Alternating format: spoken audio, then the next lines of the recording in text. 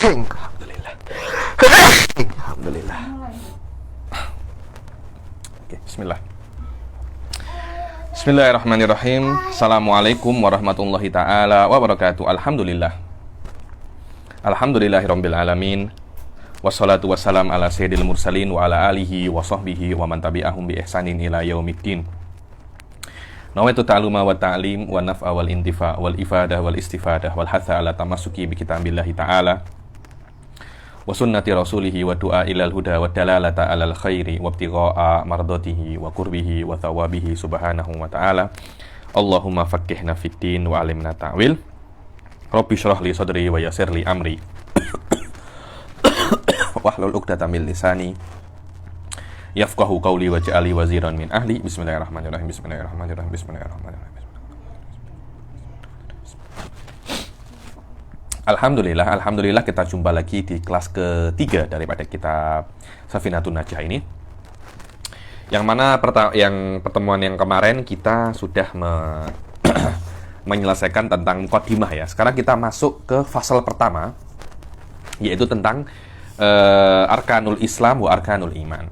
Sebelum kita masuk ke arkanul Islam wa arkanul iman, di sini kita tengok bahwasanya Al-Habib Ahmad bin Umar Asy-Syafiri menjelaskan tentang makna-makna daripada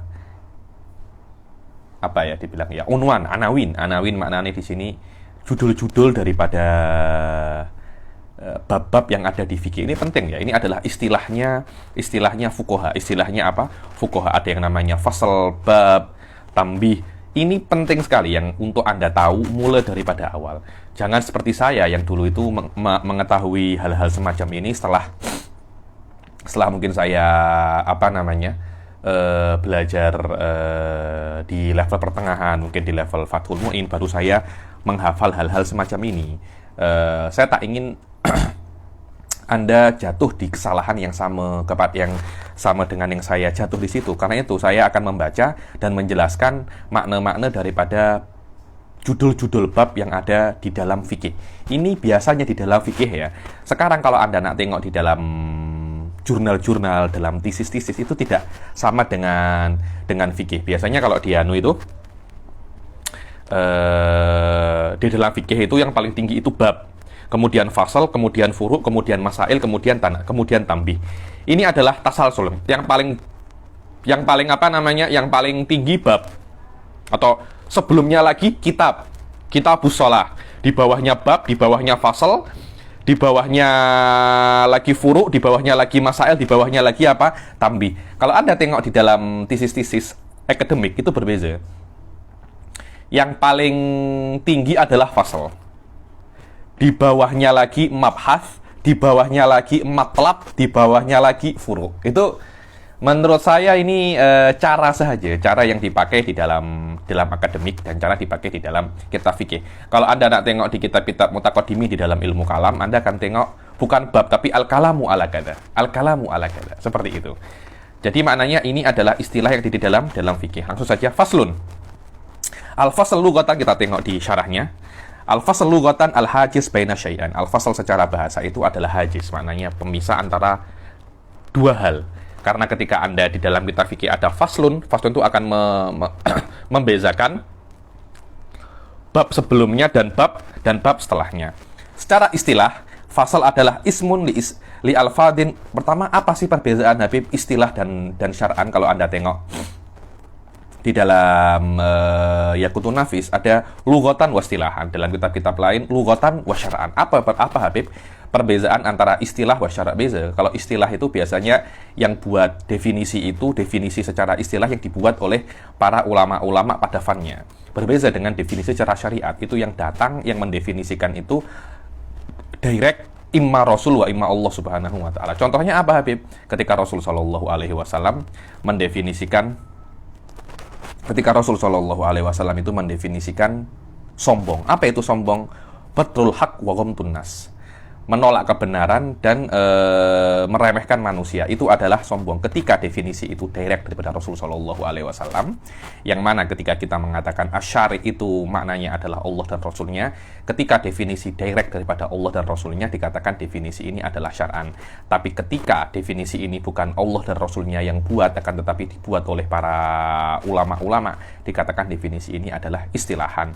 Maknanya fasl ini bukan definisi yang buat daripada Allah, bukan Allah direct, bukan Rasul direct yang mendefinisikan fasal, akan tetapi para ulama di dalam bidangnya mendefinisikan apa itu fasal. Apa itu, wahai Habib, definisi fasal? Ismun li alfadin maksusatin dalatin ala ma'anin maksusah. Nama untuk lafat-lafat yang khas, yang menunjukkan makna-makna yang khas, yang di dalam fasal itu biasanya ada furu', masail, dan tambih ghaliban. Dibilang wahwa minat tarojim al-masyurah, dan itu diantara tarojim yang terjemah atau judul-judul yang masyhur dipakai di dalam kitab-kitab. Wa minha, dan diantara tarojim masyurah itu ada yang namanya kitab, bab, far, masalah, tambih, al-khotimah, wa tatimah, wal qaid. Ini penting sekali. Ada berapa? Kita sudah tahu fasal ya, ada fasal, ada kitab, ada bab, ada farat, ada masalah, ada tambih, ada khotimah, ada tatimah, ada qaid. Ada 9. 9 ini apa? 9 ini adalah judul-judul, tajuk-tajuk yang dipakai di dalam kitab-kitab. Kita kena paham ini. Karena apa ya? Menurut saya ini bukan hanya di dalam fikih kan, tapi di dalam semua ilmu digunakan. Cuma kadangkala tertibnya itu berbeza. Mungkin di dalam ilmu kalam bab lebih tinggi daripada kitab. Di dalam akademik bab tidak dipakai, yang dipakai hanya fasal. Tapi 9 anawin ini, 9 tajuk ini akan dipakai di banyak sekali fan ilmu ya nih. Jayid. Yang pertama kan fasal kita sudah mengetahui. Sekarang Alkitab yang paling tinggi sekali apa?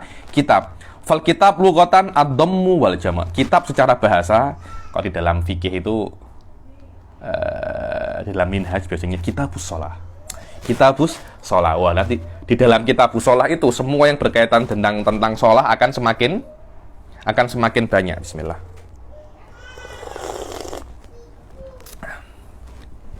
Nanti ada faslun di dalam sholatil jamaah. Nanti di bawahnya fasal akan ada bab. Bab mungkin syurutul imam wal makmum, tapi tetap di bawah bab sholatul jamaah, dan di bawah kitabus shalah wahakala ya nih. Semakin jadi kitab yang paling tinggi, kemudian di bawahnya itu ada fasal, kemudian di bawahnya itu ada bab. Semakin spesifik unwannya, semakin kecil unwannya, akan berbeza akan berbeza masalahnya, dan semakin detail lagi, dan semakin semakin mendalam. Biasanya 9 unwan ini akan dipakai di dalam kitab-kitab yang mutawal. Contohnya seperti Asnal Mathalib. Banyak kitab-kitab yang lain yang Asnal Mathalib, Tuhfah, semacam itu akan dipakai, semacam ini akan dipakai. Tapi kalau Anda nak tengok kitab Safinah, tidak akan ada seperti itu. Rata-rata akan guna faslun saja. Kenapa? Karena kitabnya kecil. Kitabnya kecil saja. Wastilahan ismun li jinsin minal ahkam mustamilun ala abwabin wa fusulin wa furu'in wa masaila wa tanabiha ghaliban. Dibilang yang namanya bab itu adalah nama untuk satu jenis daripada hukum. Satu jenis, maknanya jenis sholat. Ya, di dalam kitabus shalah hanya disebutkan bab-bab yang berkaitan tentang sholat saja. Kalau ada dalam kitab-kitab yang tinggi macam Minhaj Kitabus Shalah, ketahuilah di situ akan banyak sekali permasalahan, karena di dalamnya pasti ada bab, pasti ada fusul, pasti ada furu', pasti ada masail, pasti ada tanabih. Ada tanabih itu jamak daripada tambih. Biasanya seperti itu, ghaliban biasanya. Adapun bab secara bahasa adalah furjatun fi satirin yutawassalu biha min kharijin ila dakhil wa aksuhu. Dibilang bab itu adalah furjah. Furjah itu apa? Furjah itu adalah lobang. Atau Anda kalau tengok nak masuk ke bilik kan ada lobangnya kan, walaupun kadang tidak ada pintunya. Lah, pintu itu bukan yang Anda tutup, itu bukan, akan tetapi lubangnya itu namanya apa? Namanya pintu. Lubang yang mana dengan lubang itu Anda bisa masuk daripada luar ke dalam atau daripada dalam ke keluar. Itu adalah hakikat daripada pintu. Ada seorang Urdun, kalau tak silap namanya Hasan bin Ali Sekov ya. Ini mungkin antum pernah dengar beliau. Beliau mengkritik bahwasanya kan kita sebagai ahli sunnah, kita meyakini bahwasanya setiap orang itu nanti akan masuk neraka dengan pintu masing-masing. Begitu pula masuk surga dengan pintu masing-masing. Maknanya ada pintu untuk menuju neraka jahanam, ada pintu untuk menuju neraka sakor, ada pintu menuju neraka-neraka yang lain ya nih. Beliau mengkritik bahwasanya masuk neraka melewati pintu itu bertentangan dengan banyak hadis. Apa itu hadisnya? Karena kita nanti akan disuruh untuk melewati sirat. Sirat. Lah, yang namanya sirat itu ketika kita bisa sampai ke ujung kita akan masuk surga. Tapi kalau kita tidak sampai ke ujung, kita bisa jatuh ke jatuh ke neraka. Dibilang sirat itu di bawahnya adalah neraka jahanam. Maknanya kalau Anda terjatuh di sirat, Anda tidak akan Bismillah. Kalau Anda terjatuh di sirat, Anda akan langsung masuk neraka. Terus mana pintunya mana? Wong Anda ketika di sirat, Anda jatuh langsung neraka. Pintunya mana terus? Katanya. Dijawab oleh banyak sekali ulama. Tak silap Syekh Said pun jawab pasal ini. Kita tengok daripada definisi pintu secara bahasa. Apa itu furjah? Anda kan setiap hari tengok pintu-pintu ini, Anda macam masuk bilik, nak masuk rumah, pintunya kan di depan Anda. Loh, mungkin saja ketika Anda itu jatuh ke neraka daripada sirat, ke neraka jahanam, ketika jatuh itu di situ ada pintu masing-masing. Jadi ketika ada orang nak masuk neraka jahanam, dia akan jatuh di bawah pintu neraka jahanam. Oh, ini nak masuk neraka sakor. Dia akan berjalan di sirat sampai di dekat pintu sakor, dia akan jatuh di pintu sakor. Jadi pintunya neraka itu bukan Anda buka, Anda masuk, tidak, tapi itu adalah lubang. Ketika di bawahnya jadi ada lubang di bawahnya sirat. Nanti ketika Anda sampai di pintu itu, Anda akan jatuh. Ini jatuh di sini, ini jatuh di sini, jatuh di sini. Dan semua di bawah kejatuhan ini, di bawah sirat ini semuanya ada pintu-pintu yang menghubungkan ke neraka-neraka yang mana orang tersebut berhak untuk memasukinya. Kenapa kita tak takwilkan semacam itu? Agar banyak hadis yang mengatakan manusia akan masuk ke pintu-pintu neraka dan ke pintu-pintu surga, itu oke. Tidak ada masalah daripada Anda menolak hadis-hadis tersebut. Wallahu a'lam, dan semuanya itu mutawafik, sesuai dengan makna pintu secara bahasa.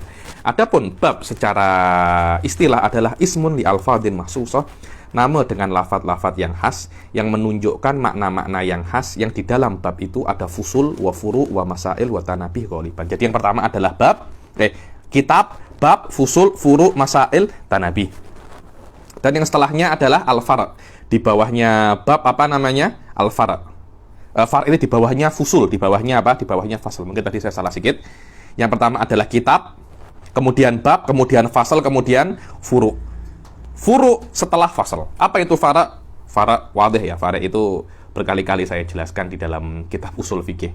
Far' adalah sesuatu yang terbina di atas perkara yang lain. Perkara yang lain yang terbina di atasnya far' itu namanya asal. Secara istilah, far' adalah ismun li alfadin makhsusatin mustamilatin ala masaila ghaliban. Sebuah ismun, sebuah nama untuk lafaz-lafaz yang khas yang di dalamnya itu ada masail, ada masail. Apa itu masail? Ada permasalahan. Di dalam fikih ada namanya mas'alatun kada. Apa itu masalah? Masalah adalah sayati ini definisinya. Masalah secara bahasa adalah soal, permintaan. A'tini mas'alatak, dibilang masalah adalah permintaanmu. Ketika wallahi ana indi mas'alatun wa rugbatun lak, dibilang ya Allah ana indi masalah, maknanya aku mempunyai permintaan kepadamu ya Allah. Aku mempunyai doa, biasanya masalah, doa, soal itu sama, itu sama. Karena itu kan pengemis dikatakan sawal. Sawal maknanya orang yang suka meminta.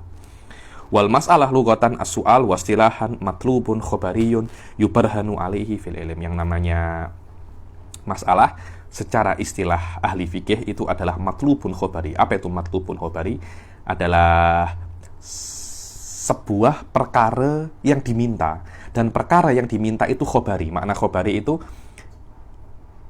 jawaban yang Anda minta daripada pertanyaan Anda. Ketika Anda bertanya, contohnya ya, apa hukum memakan kanguru? Apa hukum memakan kanguru? Anda meminta sebuah jawaban. Hukum ketika Anda bertanya, apa hukum memakan kanguru? Itu namanya masalah. Apa yang Anda minta daripada masalah Anda itu, yang Anda minta daripada masalah Anda itu adalah sebuah jumlah khobariyah. Apa itu jumlah khobariyah? Yang ada mubtada dan khobarnya. Jawaban saya nanti mungkin saya mengatakan, makan kanguru haramun au halalun. Makan kanguru haramun au halal itu adalah mubtada dan khobar. Subjek dan predikat kalau di dalam bahasa Indonesianya ya. Pasti seperti itu. Karena itu yang namanya masalah, dia itu matlubun khobari, yakni perkara jumlah khobariyah yang diminta, yang mana jawaban saya itu harus yubarhan.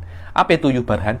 Dibuktikan kebenarannya di dalam fan ilmu tersebut. Ketika saya mengatakan, saya tidak boleh ketika ada orang bertanya kepada saya, Habib, apa hukum memakan kanguru? Saya cakap halal.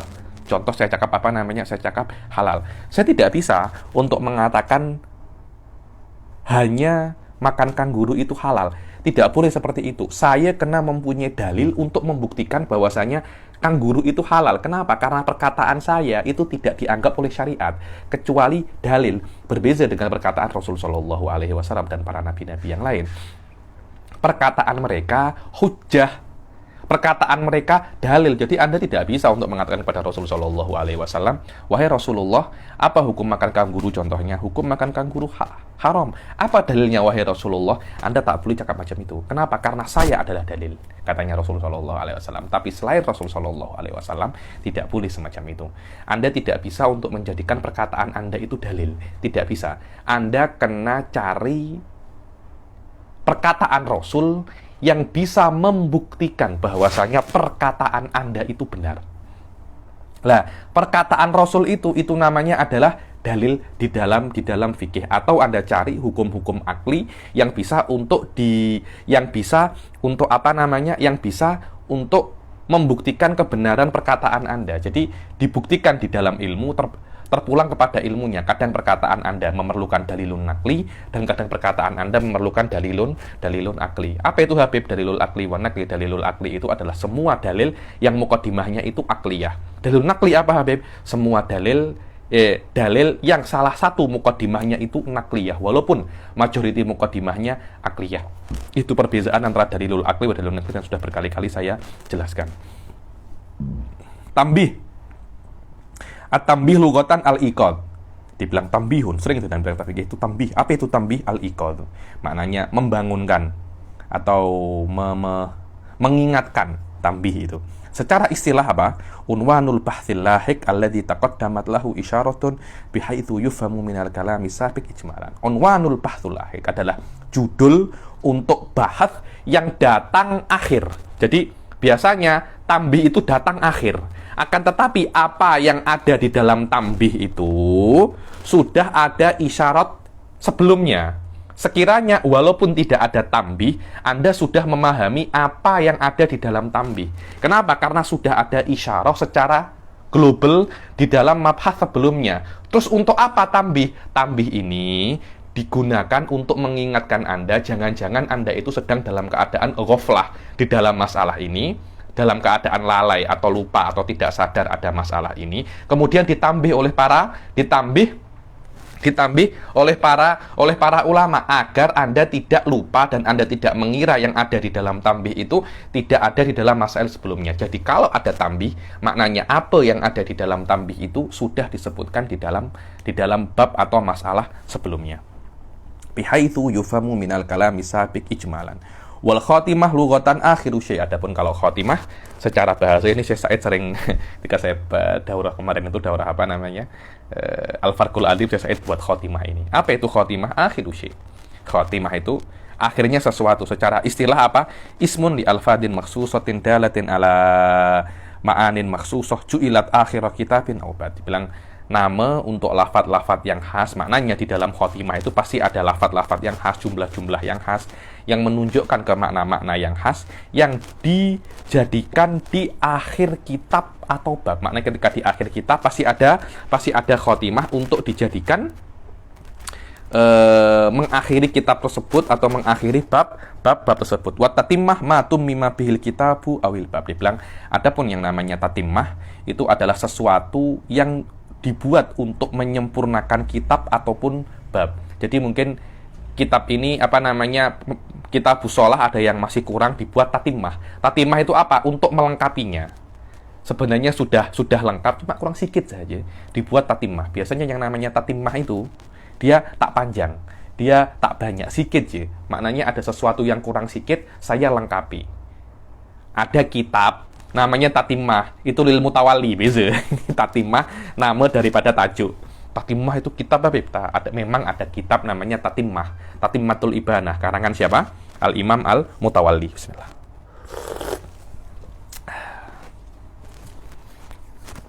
Jayid. Yang terakhir ini juga yang penting sekali ini, Al-Qaidu.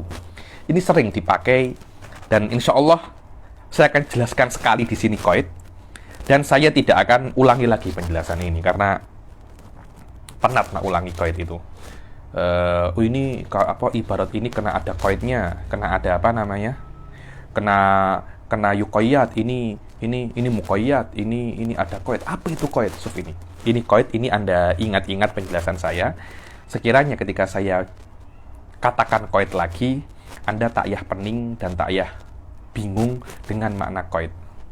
Wal qaidu maji'a bihi li jam'in au man'in au bayani waqi'in. Ini penting sekali. Dulu ketika saya hatta di Minhaj, Syekh Ba'udhan guru saya ketika saya belajar Minhaj, beliau pasti mengingatkan tentang makna qaid ini. Apa itu qaid? Maji'a adalah sebuah lafadz yang diletakkan setelah lafadz yang lain.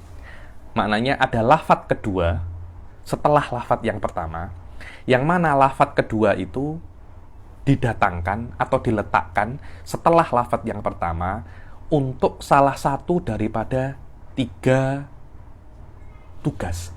Tugas yang pertama itu apa? Jam'in. Apa itu jam'in? Maknanya untuk mengumpulkan afrod yang mutanatsirah. Untuk afrod apa? Afrod yang mutanatsirah. Maknanya jamak ini untuk mengumpulkan masodik yang bisa keluar dengan adanya dengan lafadz yang pertama. Itu yang pertama. Yang kedua, man'in, untuk melarang atau menghalau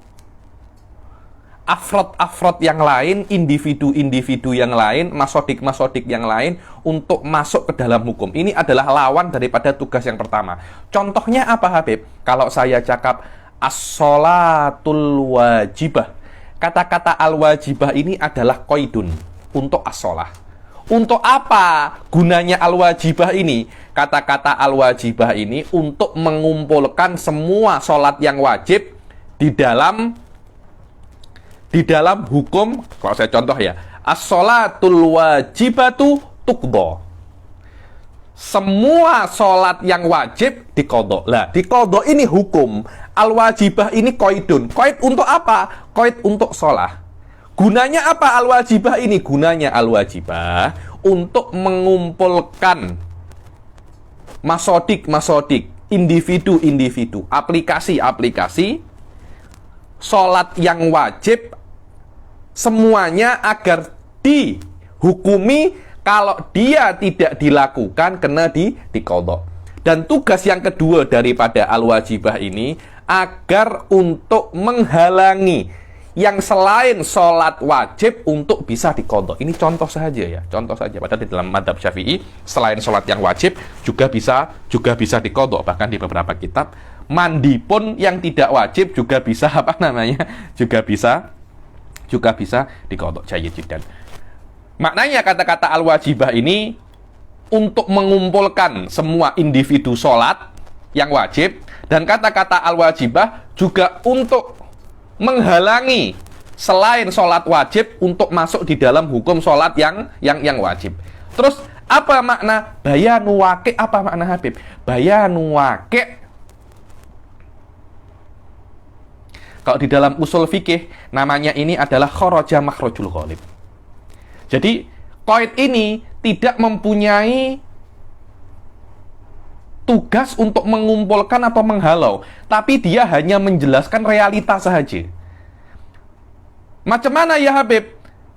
Contoh qaid yang hanya untuk menjelaskan realita saja. Contohnya ada di dalam ayat wa rabaibukumul lati fi hujurikum. Dibilang di antara mahram Anda di dalam pernikahan adalah robaib, anak tiri yang ada di dalam asuhan kalian. Jadi kalau Anda menikah dengan Bismillah, Anda menikah dengan janda. Janda ini punya anak perempuan. Lah, anak perempuan dari janda ini, dan anak perempuan ini bukan dari Anda, dari suami yang sebelumnya. Anak perempuan daripada janda ini akan menjadi mahram untuk suami yang kedua, untuk mahram menjadi yang suami yang kedua. Sof, tengok qaidnya Allah ketika Allah itu mengatakan fi hujurikum. Maknanya secara zahirnya anak perempuan daripada janda tersebut itu akan menjadi mahram Anda kalau dia Anda asuh. Kalau dia tidak Anda asuh, dia bukan mahram Anda. Difahami seperti itu, tapi para ulama mengatakan qaid ini, yakni fi hujurikum ini, itu adalah qaid. Jadi qaid itu adalah sebuah lafadz yang digunakan untuk mengumpulkan atau menghalau atau untuk bayan waqi'. Kadangkala dia itu sifat, kadangkala dia itu mudhof ilaih, kadangkala dia itu mungkin syarat, kadangkala mungkin jar wa majrur.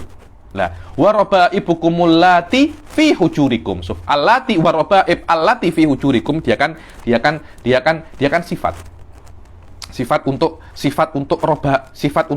robaib. Lah, gunanya fi hujurikum ini apa? Apakah dia menunjukkan bahwasanya ketika anak tiri daripada Anda ketika Anda menikah dengan janda yang sudah punya anak, dia itu akan menjadi mahram Anda ketika dia hanya di dalam asuhan Anda, ketika dia di dalam asuhan ayahnya yang pertama, dia tidak menjadi anak, dia tidak menjadi mahram Anda? Tidak seperti itu. Kenapa? Karena para ulama mengatakan fi hujurikum ini gunanya bukan untuk jam'in au man'in, tapi hanya untuk bayanu waqi', untuk menjelaskan. Biasanya kalau Anda menikah dengan janda yang punya anak, anak itu akan ikut janda itu, dan janda itu akan ikut Anda. Maknanya Anda akan menafkahi janda ini dan anak ini sekali. Dan itu akan di dalam asuhan Anda. Biasanya seperti itu. Sikit sekali kalau Anda menikah dengan janda, anaknya itu di bawah ayah yang pertama. Sikit sekali, karena itu kan kharaja makhrajul ghalib atau libayanil waqi'. Inilah makna apa namanya qaid, dan ini sangat penting sekali. Maknanya ketika qaid itu untuk libayanul waqi', dia tidak mempunyai tugas dan tidak mempunyai faedah seperti yang pertama dan yang kedua, yakni seperti untuk man'in au jam'in. Man'in bisa untuk digunakan untuk mafhumul mukhalafah, tapi ketika libayanil waqi' tidak bisa seperti itu. Itu hanya untuk menjelaskan realita yang ada sahaja. Wallahu a'lam. Sekarang kita akan masuk ke arkanul Islam. Faslun, setelah kita menyelesaikan makna-makna daripada fasl, furu, bab, kitab semuanya, kita masuk ke matan lagi, yaitu apa? Arkanul Islam. Arkanul Islam. Arkanul Islam khamsatun. Ini wadah ya, ada rukun Islam dan rukun rukun Islam dan rukun iman. Arkan itu apa sih? Arkan itu adalah jam'u ruknin. Apa itu ruknin? Ruknin itu adalah, dikatakan di sini, ar-ruknu lughatan janibu syai'i al-aqwa. Dibilang yang namanya rukun itu adalah bahagian sesuatu yang paling kuat, pilar. Makanya ketika ada pilar rumah, pilar itu adalah bahagian rumah yang paling kuat. Itu namanya apa? Rukun. Wastilahan ibaratun an juz'in minal mahiyah la tatahaqqu illa bihi. Dibilang yang namanya rukun adalah bahagian, parts daripada mahiyah, sesuatu, hakikat daripada sesuatu, yang mana sesuatu itu tidak akan bisa sempurna kecuali dengan rukun itu. Kalau Anda nak cakap, ada berapa rukun sholat? Ada 13. Maknanya tidak mungkin sholat itu sempurna kecuali semua rukunnya itu apa? Kecuali semua rukunnya itu terpenuhi. Itu namanya apa? Ar-rukun.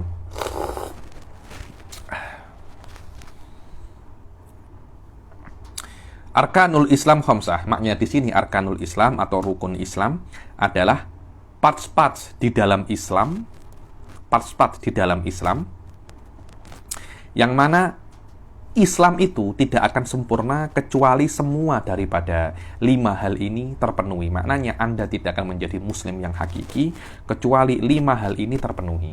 Dan biasanya yang namanya Islam itu adalah perbuatan zahir jawarih, yakni ada 5. Apa itu? Syahadatu alla ilaha illallah wa anna muhammadan rasulullah. Syahadah, asyhadu. Biasanya kan kalau Anda itu nak masuk Islam atau ada orang nak masuk Islam, kita suruh melafadzkan apa? Kalimat syahadat. Asyhadu alla ilaha illallah wa asyhadu anna muhammadar rasulullah. Zahir Imam Syafi'i mengatakan bahwasanya tidak diperbolehkan untuk menggunakan lafadz lain selain lafadz asyhadu. Sebagian ulama di antaranya tak silap Imam Abu Hanifah atau Imam Malik mengatakan bahwasanya boleh Anda mengganti kalimat asyhadu dengan lafadz-lafadz yang lain. Contohnya a'lamu wa atayakon. Tapi Imam Syafi'i ketika melihat bahwasanya di lafadz asyhadu itu sebuah ada makna yang lebih daripada makna Anda meyakini. Walaupun tengok ya, di dalam syarah di sini kata-kata syahadah itu maknanya atayakun wal i'tiqad. Anda menyaksikan, maknanya Anda yakin, Anda 100% yakin dan Anda meyakini itu. Asyhadu tidak seperti itu. Karena apa ya? Yang namanya keyakinan itu ada yang lemah dan ada yang kuat. Dan asyhadu itu adalah keyakinan yang bersumber daripada melihat.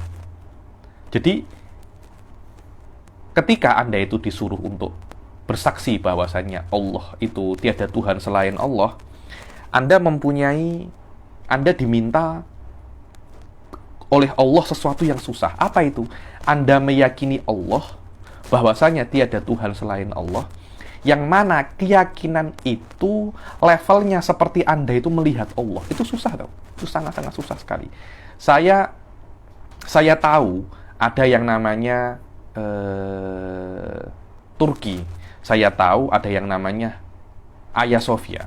Nah, Hagia Sophia itu walaupun saya tahu tapi saya tidak pernah melihat. Keyakinan saya terhadap adanya Hagia Sophia tidak sekuat ketika saya sudah melihat Hagia Sophia. Keyakinan Anda kepada Rasul tidak sekuat ketika Anda melihat Rasul langsung. Jadi kayaknya ketika Imam Syafi'i itu mewajibkan ketika Anda itu masuk Islam menggunakan lafadz asyhadu, di dalam kata-kata asyhadu itu ada sebuah sir, ada sebuah hikmah yang sangat besar di dalamnya, yaitu Anda disuruh untuk meyakini Allah bahwasanya tiada Tuhan selain Allah dan bahwasanya Nabi Muhammad adalah utusan Allah, yang mana keyakinan itu besarnya seperti mereka itu pernah benar-benar melihat Allah dan mereka itu benar-benar melihat Rasul Shallallahu Alaihi Wasallam, dengan perbedaan makna melihat antara Rasul dan Allah Subhanahu wa Ta'ala. Dan ini sangat susah sekali. Dia tidak hanya meyakin saja, karena yakin dengan melihat sangat kuat sekali. Yakin tanpa melihat tidak kuat. Karena itu, selama ada hikmah di dalamnya, Imam Syafi'i tidak ingin untuk mengganti, untuk berzikir asyhadu alla ilaha illallah wa asyhadu anna muhammadar rasulullah. Jadi maknanya kalimat asyhadu tetap dipakai di situ. Ulama-ulama yang lain tidak. Yang perlu Anda lafadzkan adalah Muhammad Rasulullah dan la ilaha illallah. Selain kalimat itu bisa Anda ganti. Anda bisa ganti a'lamu wa atayakon. Walaupun guru saya Syekh Ba'udon selalu mengatakan makna asyhadu ay a'lamu wa atayakon. Dia tidak hanya seperti itu. Ada sesuatu yang lebih, ya ini kuwatu yakini wa kuwatu i'tiqadi ka'anni ra'aitullaha ayanan, ka'anni ra'aitu Rasulullah ayanan. Tengok. Itu adalah makna kata-kata apa asyhadu yang mempunyai makna yang sangat besar sekali, Yang mana Imam Sanusi di dalam kitabnya Syarah Ummil Barohin menjelaskan di dalam bab ketiga daripada kitabnya itu tentang makna lafadz asyhadu alla ilaha illallah wa asyhadu anna muhammadar rasulullah, bahwasanya di dalam dua lafadz ini dijadikan oleh Allah sebagai tanda untuk orang itu masuk Islam. So, dua lafadz ini adalah muktamad ahli sunnah wal jamaah. Dua lafadz ini adalah tanda bahwasanya Anda itu beriman. Bukan maknanya kalau ada lafadz ini Anda beriman benar-benar, bukan. Cuma dua lafadz ini adalah syarat Anda diperlakukan sebagai seorang muslim. Maknanya kalau ada orang beriman tidak melafadzkan dua lafadz ini, maka dia tidak akan dianggap muslim secara zahir. Karena itu para ulama mengatakan syahadatain adalah syarat untuk diperlakukannya hukum Islam kepada orang tersebut, karena dia itu adalah sebuah tanda untuk masuk Islam. Dua lafadz tanda untuk masuk Islam. Imam Sanusi melihat bahwasanya di situ itu ada sebuah sir. Karena itu sepertiga akhir daripada kitabnya untuk menjelaskan makna dan hakikat daripada la ilaha illallah, dan beliau ada sekitar 7 bab di situ, dan beliau mengatakan dalam lafadz ini semua akidah sifat 50 itu semuanya ada. Saya ada kelas pasal itu. Insya Allah jika ada kesempatan, mungkin setahun, 2 tahun, 3 tahun akan datang, mungkin akan saya upload pasal syahadatu alla ilaha illallah wa asyhadu anna muhammadar rasulullah. Dan bukan hanya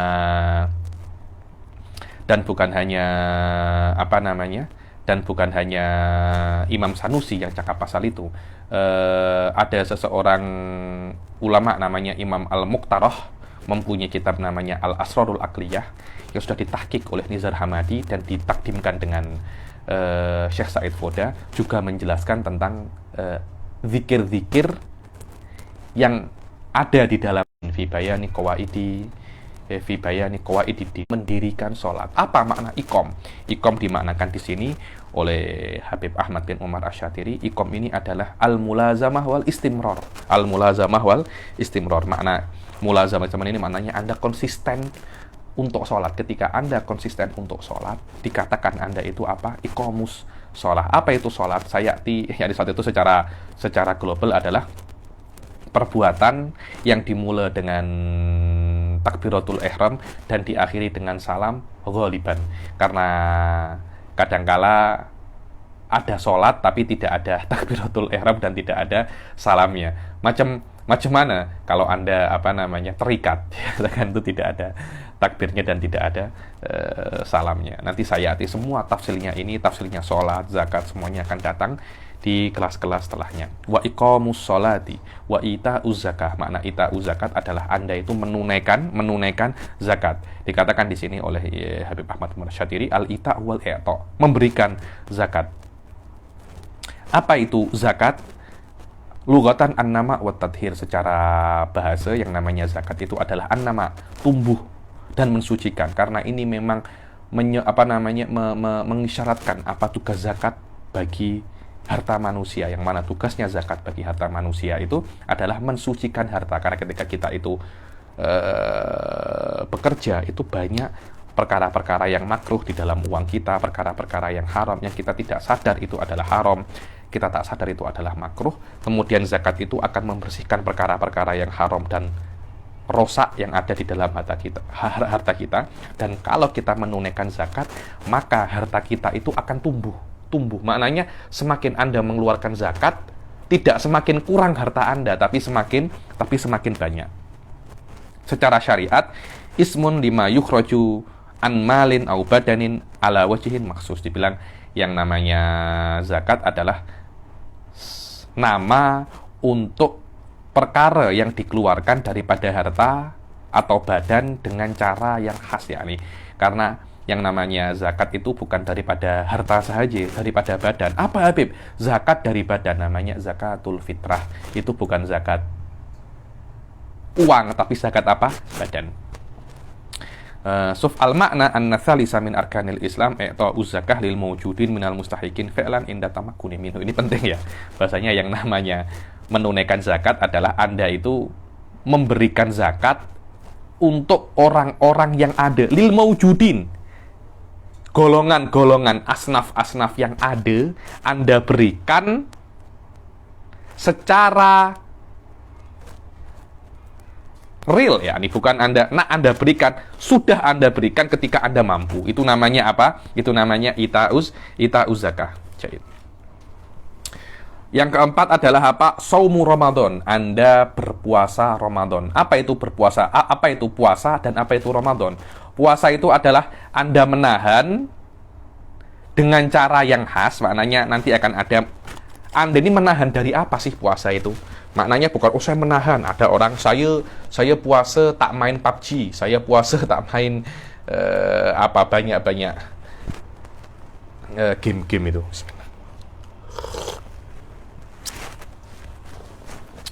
Dibilang yang namanya puasa itu adalah menahan terhadap hal-hal yang membatalkan puasa dari terbitnya fajar sampai tenggelamnya matahari. Ramadan apa? Ramadan itu adalah nama bulan. Kenapa dinamakan dia itu Ramadan? Dinamakan dia itu Ramadan karena ketika bulan itu mereka itu pening, nak beri nama apa ya? Pas ketika bulan itu panas sangat. Ketika bulan itu panas sangat, akhirnya dinamakan Romdo, yang maknanya yang sangat panas. Dan hikmahnya, bulan Ramadan ini, karena panasnya bulan Ramadan akan membakar dosa-dosa kita. Itu namanya apa? Saumu Ramadan. Dan yang kelima adalah hajjul baiti man istata'a ilaihi sabila. Al-hajj itu maknanya adalah, secara bahasa adalah qasd. Ada 3 hal di dalam fikih yang maknanya itu adalah qasd, adalah bermaksud 3 hal. Apa itu an-niyah? An-niyah secara bahasa qasdu. Tayamum secara bahasa qasdu. Dan haji secara bahasa apa? Qasdu. Maknanya ketika Ana mau haji, maknanya saya ingin bermaksud untuk ke Baitillahil Haram. Secara syariat, haji itu apa? Qasdul baiti lin nusuk. Saya ingin pergi ke rumah Allah, ke Baitullahil Haram untuk apa? Untuk beribadah. Itu namanya apa? Itu namanya bait. Itu namanya bait. Hajjul bait. Bait di sini bukan rumah. Ini adalah Masjidil Haram ya nih. Qasdul baiti biniyatin nusuk.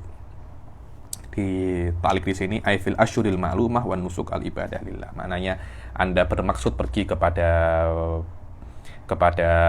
Masjidil Haram untuk melaksanakan ibadah, untuk nusuk, dengan syarat man istata'a ilaihi sabila. Kalau Anda mampu, nanti mampu itu akan ditafsirkan di sini, ada mampu secara badan, ada mampu secara uang, macam-macam, nanti akan ada tafsirnya secara detail di dalam ketika kita masuk di dalam babul haji. Man istata'a ilaihi sabila. Begitu pula para ulama Syafi'iyah mengatakan wajibnya bukan hanya haji saja, tapi umroh pun juga wajib. Umroh pun juga wajib. Sama juga secara syariat yang namanya umroh itu adalah qasdul baiti biniyatin nusuk. Inilah secara global apa namanya rukun Islam. Sekarang kita masuk ke fasal setelahnya, apa itu arkanul iman. Arkanul iman. Rukun sudah lewat apa makna rukun. Iman itu apa? Banyak orang itu tak paham apa makna iman. Iman di dalam mazhab ahli sunnah wal jamaah itu adalah ibarat untuk 2 hal. Hadithun nafas at-tabi' lil ma'rifah. Dibilang hadithun nafas adalah keyakinan al-jazm, keyakinan Anda setelah Anda mengetahui. Setelah Anda mengetahui, sebagian ulama mengatakan bahwasanya ma'rifah itu harus sodirun an dalil. Ada 3, tapi mu'tamad ahli sunnah tak, hanya 2 saja. Ketika Anda mengetahui bahwasanya Allah itu ada dan Rasulullah dan Muhammad itu adalah Rasulullah, Anda mengetahui ini, kemudian Anda yakin. Tidak cukup Anda hanya mengetahui saja. Dan tidak cukup makna yakin di sini Anda tunduk ya. Anda tunduk. Maknanya ketika Anda mengetahui Allah itu ada dan Anda mengetahui ada yang namanya Muhammad Rasulullah, yang namanya Muhammad bin Abdillah ini adalah Rasul, setelah Anda mengetahuinya, Anda kena tunduk terhadap apa yang mereka perintahkan. Itu yang namanya apa? Itu yang namanya iman. Itu yang namanya iman.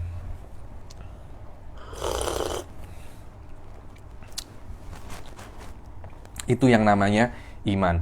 Jadi ada 2 hal. Maknanya setelah Anda mengetahui, Anda kena tunduk terhadap apa yang Anda ketahui. Hanya satu saja tidak ada. Kalau Anda hanya tunduk tapi Anda tidak tahu, bukan iman. Kalau Anda tahu tapi Anda tidak tunduk, bukan iman. Itu namanya juga kafir, karena banyak sekali orang-orang kafir Quraisy pada saat zaman Nabi itu mengetahui bahwasanya Rasulullah Shallallahu Alaihi Wasallam itu Nabi, tapi mereka tidak mau tunduk terhadap Nabi Shallallahu Alaihi Wasallam, bahkan mereka memeranginya. Apakah dikatakan mereka itu beriman? Tidak. Dan orang yang tidak mengetahui Rasulullah Shallallahu Alaihi Wasallam dan dia mampu untuk mengetahuinya, tapi dia tidak mengetahuinya, juga disifati oleh Allah adalah orang-orang yang kafir, orang-orang yang kafir. Sebagian ulama daripada mazhab ahli sunnah dan Imam Sanusi di dalam kitabnya Al-Wusta dan Syarah Umil Barohin juga yu'ayyid qaul mengatakan bahwasanya mengetahui Allah itu ada, kemudian Anda tunduk kepada Allah, mengetahui itu tidak bisa dari orang. Jadi contohnya, saya mengetahui bahwasanya ada Tuhan namanya Allah itu dari kawan saya. Karena kawan saya tidak pernah bohong, saya beriman. Tidak bisa seperti itu. Anda harus mengetahui Allah itu ada dari dalil, an-dalil. Ini dibilang susah sangat ya nih. Syekh Said Fodeh itu selalu mengatakan bahwasanya at-taklif bin nadhar lebih susah daripada taklif bil fi'il, dengan bil af'al maksud saya. Di mananya Allah menyuruh Anda untuk berpikir itu jauh lebih susah daripada Allah menyuruh Anda untuk sholat. Semua orang bisa sholat, semua orang bisa zakat, semua orang bisa puasa, tapi tidak semua orang itu bisa berpikir. Karena itu at-tafakkur sa'ah khairum min ibadat sana.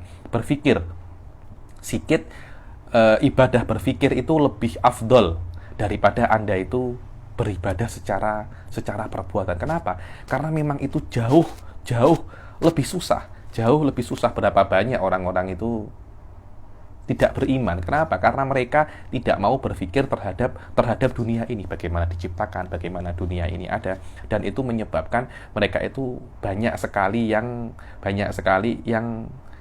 tidak beriman, Karena itu Imam Sanusi mengatakan bahwasanya di dalam Musta, saya tengok di dalam Musta, di dalam Syarah Umil Barohin, beliau itu yang surkol, bahkan mungkin di dalam Kubro pun juga sama. Orang yang mengetahui Allah melewati taklid, dia itu kafir. Dia itu apa namanya? Dia itu kafir. Ini sangat khotir jiddan, Suf. Ini sangat khotir jiddan. Karena itu kita kena mengetahui Allah itu melewati dalil minimum, dalil ijmali. Karena itu sebagian ulama itu mendefinisikan iman hadisun nafas at-tabi' lil ma'rifah an dalil. Maknanya pengetahuan Anda terhadap Allah itu berdasarkan berdasarkan dalil. Dan Anda beriman di dalam Islam itu Anda tidak cukup hanya beriman kepada Allah. Anda kena beriman kepada 6 hal. Satu saja ini Anda tidak beriman, Anda beriman kepada 5, tidak beriman kepada 1, Anda tidak dianggap beriman. Karena itu tidak cukup Anda beriman kepada Allah. Karena sekarang sudah mulai ada kelompok-kelompok, puak-puak yang mengatakan bahwasanya untuk masuk Islam cukup kita itu beriman kepada Allah saja, tidak perlu beriman kepada Rasul. Kenapa mereka ingin memasukkan Yahudi dan Nasrani untuk menjadi Islam, untuk selamat di akhirat? Kenapa? Karena mereka beriman kepada Allah walaupun mereka tidak beriman kepada Rasul Shallallahu Alaihi Wasallam. Hal-hal semacam itu tidak boleh. Bahkan tidak cukup Anda hanya beriman kepada Allah dan Rasulnya saja. Ada 4 hal lain yang Anda kena beriman untuk Anda itu dikatakan Anda itu benar-benar beriman secara hakiki di dalam Islam. Apa saja itu? Arkanul Islam sittatun, ada 6. Antu'mina billah, ini semuanya tentang sifat-sifat Allah, malaikat, semuanya sudah lampau, takkan saya jelaskan di dalam Jala'ul Afham, boleh Anda muraja'i lagi. Antu'mina billah, Anda beriman, maknanya Anda mengetahui Allah, kemudian Anda tunduk kepada Allah. Wa malaikatihi, Anda juga kena mengetahui malaikat, dan ketika Anda sudah mengetahui malaikat, Anda kena tunduk, maknanya Anda kena meyakini malaikat. Wa kutubihi, dan kitab-kitabnya, Anda kena tunduk terhadap kitab-kitabnya Allah, maknanya apa yang ada di dalam kitab-kitab Allah, Anda kena melakukannya. Karena itu adalah perintah untuk beribadah kepada Allah Subhanahu wa taala. Wa rusulihi, Anda kena tahu siapa saja rasulnya, 25. Yang tafsil wa ghairuhu ijma, dan Anda kena tunduk kepada rasul-rasul Allah Subhanahu wa taala. bil yaumil akhir, dan tentang hari akhir. Dan hari akhir ini susah ya orang-orang nggak percaya, karena Anda kalau tengok rata-rata ayat-ayat Makkiyah itu menjelaskan tentang adanya hari kiamat, tentang adanya apa? Tentang adanya hari kiamat. Dan Anda kalau tengok juz-juz 30 itu semuanya menjelaskan tentang hari kiamat. Karena banyak orang itu macam tak percaya apakah memang benar-benar hari kiamat itu ada. Anda kena beriman karena ada Rasulullah SAW, ada orang namanya Muhammad menjelaskan dan mengatakan bahwasanya hari kiamat itu ada, walaupun Anda tidak pernah tengok. Tapi hari kiamat itu apa namanya? Hari kiamat itu ada. Dan Anda kena percaya hal-hal yang ada pada hari kiamat. Nanti kalau ada yang namanya haud, ada yang namanya mizan, ada yang namanya neraka, ada yang namanya surga, itu adalah satu package yang lengkap di dalam hari akhir. Dikatakan bil yaumil akhir karena hari kiamat akan terjadi pada siang hari, bukan pada malam hari. Wa bil qadari khairihi wa syarrihi minallahi ta'ala. Makna bil qadari, qadar di sini adalah ijadullahil asya ala qadarin mahsus wa taqdirin muayyan fi dawatiha wa af'al. Dibilang Allah itu menciptakan segala hal dengan ukuran yang khas yang Allah inginkan. Maknanya Anda kena meyakini bahwasanya segala hal yang ada di dunia ini, yang baik ataupun yang buruk menurut Anda, bukan menurut Allah ya, yang baik dan buruk menurut Anda, semuanya itu berasal daripada Allah. Anda tidak boleh untuk meyakini yang baik daripada Allah, yang buruk bukan daripada Allah, karena itu adalah bukan keyakinan ahli sunnah wal jamaah. Itu adalah keyakinan Mu'tazilah. Atau Anda meyakini bahwasanya yang baik dan buruk bukan daripada Allah Subhanahu wa taala, atau Anda meyakini ada sikit selain daripada Allah. Tidak boleh. Semua hal yang ada di dunia ini, baik dan buruk, apapun nasib Anda nanti, semuanya itu daripada Allah Subhanahu wa ta'ala. Itulah maknanya wabil qadari khairihi wa syarrihi minallahi ta'ala. Dengan ini selesailah sudah tentang masalah arkanul iman wa arkanul islam, dan akan kita akhiri kalau kita hari ini dengan dengan faslun wa makna la ilaha illallah la ma'buda bihaqqin fil wujudi illallah. Ini saya jelaskan ada sekitar 3 atau 4 pertemuan kata silap saya menjelaskan pasal ini. Panjang sekali, ada 7 bab tentang i'rabnya, tentang maknanya, tentang fadilahnya. Karena Imam Sanusi membuat thariqah Sanusiyah itu dengan zikir, semuanya zikirnya adalah apa? La ilaha illallah Muhammadur Rasulullah. Dan di dalamnya itu semuanya masuk di dalam akidah 50 yang kita baca 13 kelas di di Jala'ul Afham. Semuanya bisa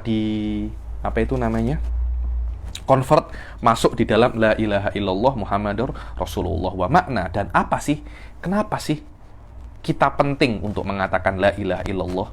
Karena la ilaha illallah itu adalah kunci surga, harga surga, dan syarat Anda itu untuk diperlakukan sebagai seorang Islam. Ketika Anda mengatakan la ilaha illallah, maknanya Anda tidak akan boleh dibunuh, harta Anda tidak akan boleh diambil. Kenapa? Karena harta Anda dilindungi. Semua hal yang berkaitan dengan Islam tidak akan ada bisa pada Anda kecuali Anda mengatakan la ilaha illallah. Dengan ini kita bisa untuk meyakini dan mengetahui bagaimana keagungan la ilaha illallah Muhammadur Rasulullah. Apa makna la ilaha illallah? Makna daripada la ilaha adalah la ma'budah. La ma'budah.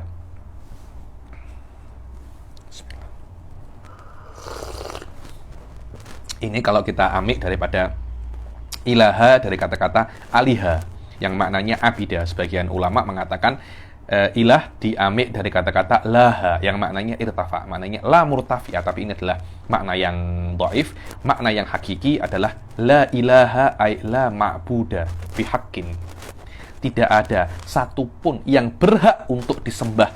Tidak ada satu sesembahan yang memang benar-benar berhak untuk disembah.